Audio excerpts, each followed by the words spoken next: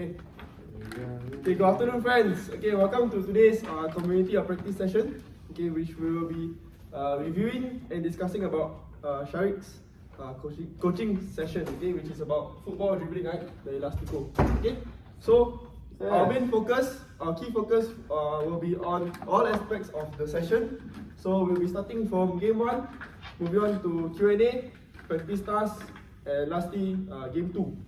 Okay, so let's start the session by letting Sharik revisit and explain his technical form and technical skill. Okay, so my technical problem for my session plan is to attack towards goal. And my technical skill is dribbling, but more specifically elastico. Okay, thank you, Sharik. Okay, so before we start the discussion, let's all refer to the rubrics for the ESC so that we can base our discussions and opinions on this coaching session. Okay? Everyone, open already? Yes. Okay, thank you very much. Haven't. Start lah. Okay, open. Open already ah? Yeah. Okay. So, we start with game 1 first, okay? So, Sharik did a 3v3 game with conditions such as the unlimited touches and passes, right?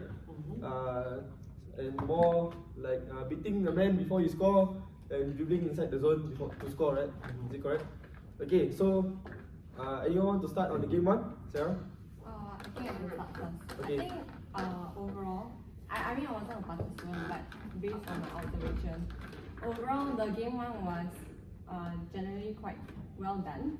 But I think if I would like to focus on the number 2, if you see in the rubric there, about the communication, I would say that his communication in game 1 would be good. Yeah, I think I would specifically refer to what he said during the game 1 itself. I think one of your conditions you mentioned was about going, what's the B word? Beat the defender. Beat the defender. Like, you know, you keep on emphasizing that I have to beat the defender, but if I were to if I were your participants on the day itself, I wouldn't really understand what you were talking about beating the defender. So a demonstration would have been better, so that you know, all types of learners will be able to get the idea you are trying to tell lah. So I think I would prefer to know, because no was quite blur when you said that, and I would too. Okay, so I didn't really do much, but based on this, like here, yeah. Okay, so from Mr. Kalin, right? He's quite well known. This article talks about how engaging the participants can encourage their own participation. So like what I mentioned, to increase their understanding of the concepts that you are trying to tell, I think a demonstration or a clearer way of saying your conditions would have been better. Yeah, that's all for me. Okay, very good points. Explained by Sarah. Okay, I think a very good point that she brought up was to show a demonstration on beating a defender, because participants may be unclear on how to beat the defender, right? Okay, very good. Okay, so anyone else want to touch up? So for game 1, under the rubrics of coaching practice in game 1, Very well done. Okay. I give you a good. Is it? Yeah, I give a good. So it is because you allow uninterrupted experience learning for them, but you only identify one key teachable moments for learners, which we're gonna talk in Q&A itself, which was they are unable to dribble successfully. Am I right? Yeah. But I feel as a coach, we also need to look out for learners who are able to execute dribbling successfully as well in the game. Because according to this research for Darren Kurbach, Kursibrick from University of Victoria, let me find what he said. So here is it. So he said that the decision making of a learner is important so that they will know how to play a game successfully and how to perform a skill successfully, which will improve their game techniques. So which is what you can do in your Q&A, which we're gonna move on later. Wow. Marvelous. Very well done, Zan. Thank you, thank you. Okay. You did your research, huh? You also, Sarah? Okay, very well done. Both of you guys. Thank you, Sarah and Zan. Good points brought up by you guys. Anything you wanna add on? Sorry. I think nothing much else. I've learned from what you have said. Okay. So I'll take it into consideration for my next session plan. Okay, very good. Okay, so now let's go and move on to Q&A. Okay, guys. Okay, so Yeah. Q&A. Anyone want to start? Ming Jie?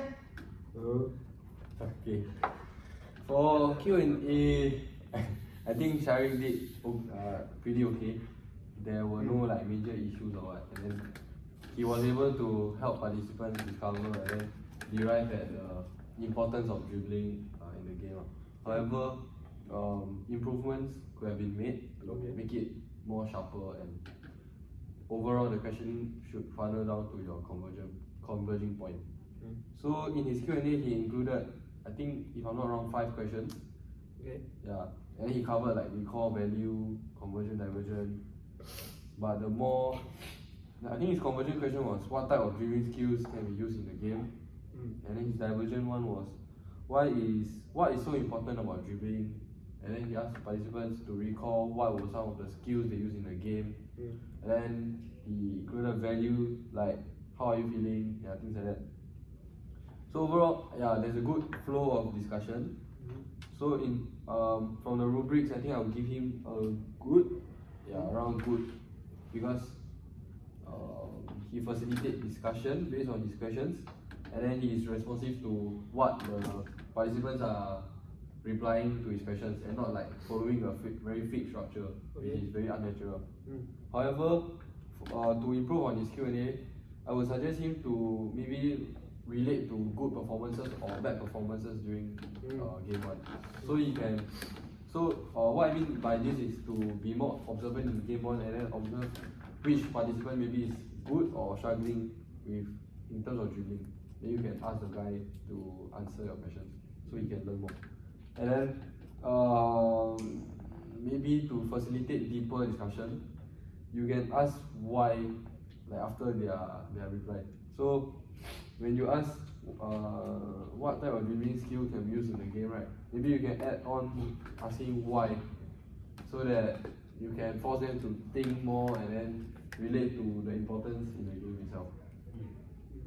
Yeah, that's all. Wonderful. Thank you, Ming Jie. I think looking back at the video and listening to his points, I think an improvement you can do is for him is to look back on the bad and good examples of the game 1. Okay, and yeah, very well done. Okay, because you managed to follow, you managed to adapt to the participants' answer and not follow your own structure of your questions. So I think that's very good. Okay, so before we move on, you want to add anything, Sharik? I think all the points said by Minche was good. I'll just keep that in mind also lah. Yeah. Nothing else. Yeah, thank you. Okay, very well done, guys. Okay, so now we move on to the practice tasks. Okay, so I saw in the video that you did 2 practice tasks, right, Sharik? Yep. Okay, you want to elaborate more on that? Okay, so the first practice task was basically letting them to do the skill without the ball, so they can actually like understand the motion of how the skill is being done. And then from there will be a passive defender in front of them, and they will try and learn to do the skill while there is a defender with the ball. Yeah, so for them to really grasp in the skill of how to do the Nastico properly. Yeah. Okay, thank you, Sharik. Okay, we'll talk more about the practice tasks. Okay, so let's discuss, guys. Hedin, you want to start? Okay, so first of all, task 1, what you did was, I repeat, what you did was performing the skill method without the ball, right? Then you move on to task 2, which was with the ball. Okay, so looking at the rubrics, 6 and 7. Okay, so for both, I will give you a good lah. Okay, so the reason behind this would be, firstly, you did explain the coaching task clearly with your KCP of look, outside and inward, right? Which is the LOI, which is good. Good KCP applied. Then you demonstrate the KCP as well. You showed us together with everyone that you showed in front, which is good. Make it very clear. And then everyone understand. Okay? And then you also provide specific feedback to the class or individuals. So I can give example would be the no, when you help him, you approach him and he make it so it for him, break it down to steps, which is perfect, especially for him who is not a footballer. Then you also, I think you approach Zan and your partner, right? What was this? Ryan. Ryan, yes. So you approach what was good about them.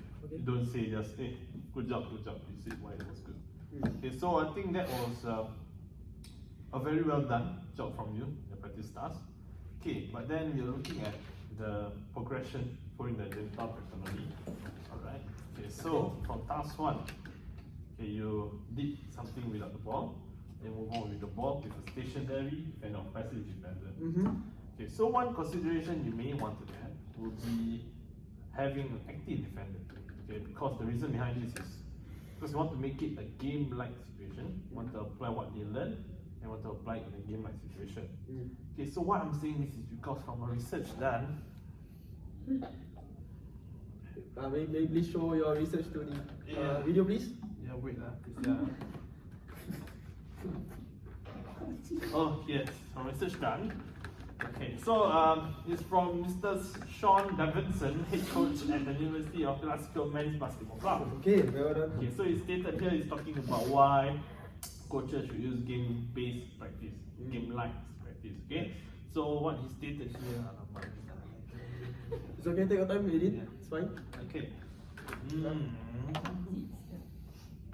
Pastor Pakcik. Yes. Okay. So what is said here is that with the game-like situation, it helps them to learn the scenes. Okay, that they might experience in the game. So, for example, when they are under pressure, how are they going to execute this act such as what? El Clasico. No, Clasico skills. El Clasico is a match, Edith. So let's see. L something to beat the defender. So having this task 3 of active defender, it helps to make it game like situation. Yes. So yeah, that's one consideration. So how we can do it will be task 1, you can make it maybe just a 1 minute just to make them familiar with the skill. Task 2, give it maybe 3 minutes, and task 3 also 3 minutes. So it fits the timing of the coaching as well. Yeah. Okay. That's all. Okay. I think I agree with 18 points. Very well done, 18. I think yes, adding additional tasks such as active defender will be beneficial for the learners, for your participants, because if you were to do a passive defender, right, and then you straight away go to game 2, I don't think they will be prepared for the pressure and what to expect as a defender when you play, right? Because you didn't experience, because the participants didn't experience what it's like to go against an active defender, right? So yes, it's very good points that you brought up, Edin. So very well done. Okay, anyone else? Zan, you want to add on? Oh, it's similar to Edin. I found a similar source which was Very well done. by the same person, Darren Crosswick. Wow, very well done. University of Victoria, 2001. Victoria, It's literally what Edin said. Because they also mentioned that if we are able to progressively add, make the drills much more difficult for the learners to learn, Yes. then that's when they are able to explore their capabilities. So exactly what they said, they might be good when beating passive defenders, but when it comes to active, that's when they test their capability, whether they can perform the skill better or not. So yeah. Very good. Research that you brought up. Zan, okay. I want to ask another question for you both. Oh yes, sure. Okay. if you were to rate Sharik's coaching practice on the practice task according to the rubrics, what would you rate? I would give good. Good. Yes. Okay, what about you, Zan?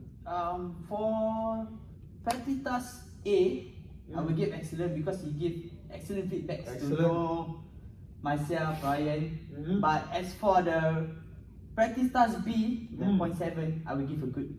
Good. Okay. Yeah. It's because of the improvements on the additional tasks. Yes, Okay. correct. Yes. So if you add another task, That will be excellent. excellent. For my How about podcast. you, Edith? Yeah, same goes to me because I think with progression, you'll be much get to enhance this coaching session. Okay, thank you. Thank you very much. Thank you, Zan and Edith. Thank you, Singapore. Okay, so yeah, anything you want to add, Sharik, before we move on? I think from what they say is true lah, because if I did add in the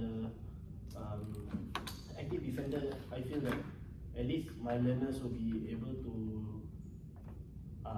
understand on the situation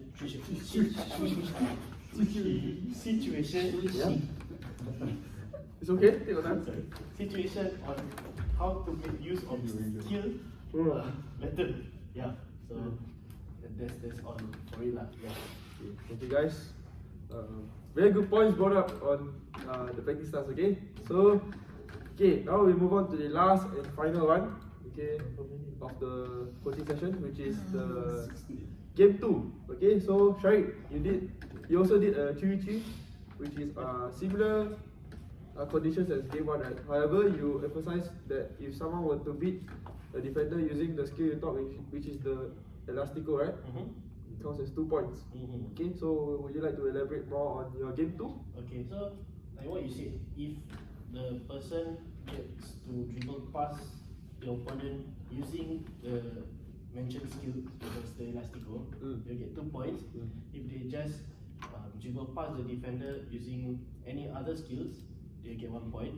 And then same rules apply when dribbling into the scoring zone, it's just 1 point. But if you add in with them beating the defenders using the skills, it will be 3 points and 2 points respectively. Okay. Okay. So let's discuss, guys, about game 2, guys. Okay, so we'll start with Sarah. Okay, or Ming Jie, sorry. Okay, Ming Jie, can you please discuss about your opinions? Okay, so I think I would like to add on to what Aidin and Zan mentioned about the active defender part. Yeah. Yeah, so Aidin mentioned that the active defender will act like a game-like scenario, and then Zan said that it will help to test their actual capability of the participants. Yeah, so I agree with that. And then moving on from the active defender, what I feel that your game 2 is lacking would be one condition, just maybe to add on man marking. Because like what both of them mentioned, you want to make from a practice task, if you make it game-like, then you will help them to better transit into your game 2, whereby it's an active defender, and then with a man marking. So according to this resource I found online, A resource, can you please show the video? I show the video. Here. Oh, yes. So the title is A Tactical Guide to Man Marking by David Salini, published on 22nd May 2017. Thank you, Ming Jie. Okay, thank you very much. Okay, so like what I mentioned earlier on, Sharik could have used man marking as a condition to better craft the game 2. Yeah, because according to the resource, the positive of man marking are obvious. You can limit the influence of a key player within the opposition by marking him tightly and restricting the opposition from playing through one of their most important players. So, this is in relation to your session, your key focus for your session, which was dribbling and skill. So yeah, it helps to better sort of have more stimulated opportunities for people to execute the skill or the Elastico. If you compare it to zonal defense, which will open up the shape or the players will be more spread out. So perhaps man marking will be a better option to condition your game. And then also, if you look at professional clubs when they play against players like Messi, who is skillful, Messi. yeah, and then the coach will tend to always have one player man mark him or follow him around so that he do not have opportunity to do a skill, things like that.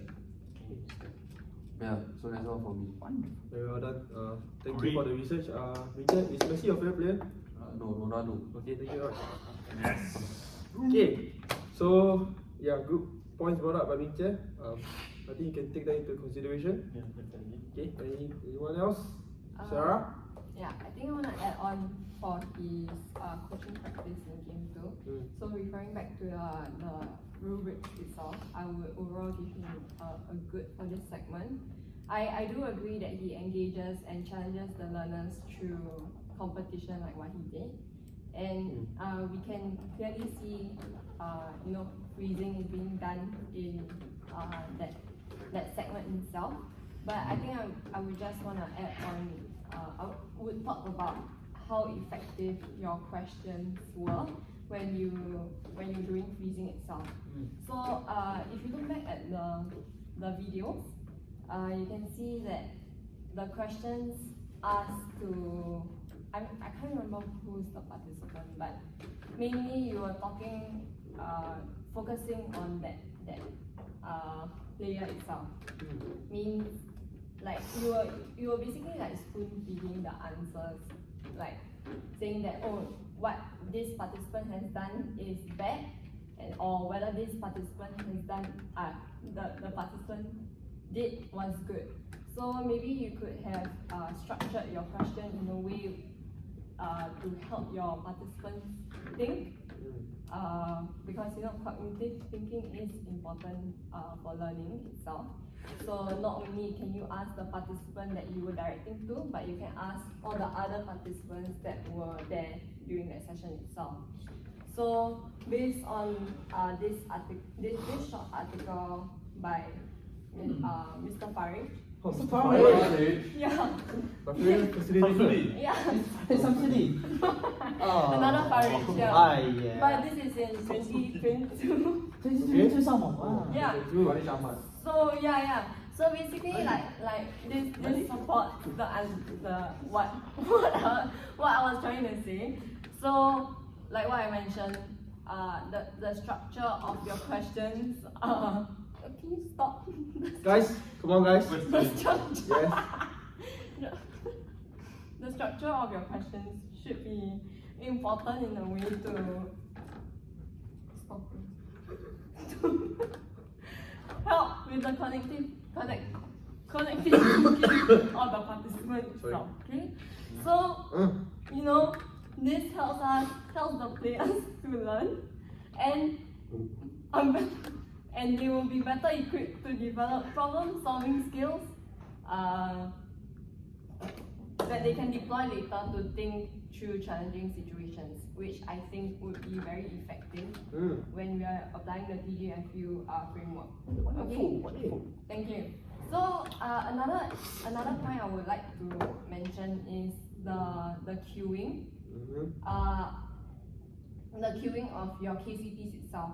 So throughout, like from what I observed, there weren't a lot of queuing involved in your game too. So this article mentioned that okay, wait, I don't know. Can you show the article to the video? Show the article, please, to the video, please. Thank you. Yeah. Okay. Oh, that's one very brief. Oh, thank you. Okay, thank you. Yeah. So this article is from Shan. Shan. Yeah. Oh, Fish, huh? 2020. Okay. Yeah, it's legit. Okay, guys. Okay. Yeah. So basically, this. Guys, come on, guys. Relax, guys. This emphasizes on how queuing is important during a coaching session itself. Okay. So what it mentions how it can direct learners to focus on specific information and ignore the irrelevant interference of other information. So, I mean, at the end of the session, you want them to learn about this technical skill that you are trying to achieve, right? Like you want them to learn. So, like it takes a while to get the habit of remembering how to execute this skill. So queuing is important because they learn something new. So like remembering the KCPs through queuing throughout the game to would enhance their learning of the skill itself. Yeah. Wonderful. Thank you. So that's all from me. For you. Yes. Thank you very much. Sarah. Okay, so that was a very lengthy talk from you, but you were very, very informational. Okay, that was very good. Okay, very good points brought up. Okay, so I want to ask you a question, Sharik. Okay, was there a time constraint during game 2? There wasn't any time constraint in my game 2. Yeah. Okay, what do you guys think? Should he add a time constraint in the game 2? Why would it be beneficial for him? Alright. Taking time, it's okay. Relax, guys. You can go first. I think with time constraint, because we're looking at the skill of to perform a skill to beat the defender. Because if you're talking about a real life situation, in a football match you don't have much time to take the time to pass the defenders. So I think I would give like maybe 5 seconds. You get the ball, you need to beat the defender straight away. You don't have the ball to you can hold it for like 10 seconds or what. So what you can do, add time constraint to make it related back to a game like situation, what I see just now. Yeah, I agree with Aiden. Thank you very much. Okay, so I think adding a time constraint in the game 2 will be very, very beneficial for your participants because you're teaching how to beat a man, right? And during a game-like situation, like say you're playing a game in football, you do not have much time to think or to react in that type of situation like a one-on-one, right? So it'll be quick. Okay, so yes, a time constraint will be very, very good to add in your game 2. Okay. Anyone else like to add anything else on game 2? No. No? Okay, thank you guys. Okay, so I would like you to wrap up what you have collected from this community of practice session, and what are your thoughts? I think it's a very good session because although there were things that I did quite well, there were also things that I could have done to actually brush up for all 4 categories for my TGFU session plan. All of the things that these guys have said were very beneficial, and this can actually help me improve more for my session plan that I will be doing for my ESE. And with all the journal articles and all the websites that they have found are all from really credible sources. So I think that was the main reason why they feel like they should use it to actually back up whatever things that they have said . So I think this whole COP is very good, not mainly for me, but maybe also for the rest of them to also think about them to actually they may also even use it for their own session plan as well . So I think that's all . Okay, thank you, Sharik. Okay, so we come to the end of the community practice. Okay, so I think we've learned a lot from this session.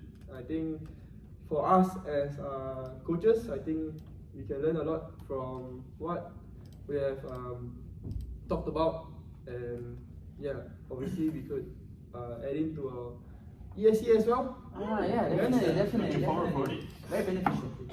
So that's all, guys. Thank the camera, guys. Thank you. Bye bye.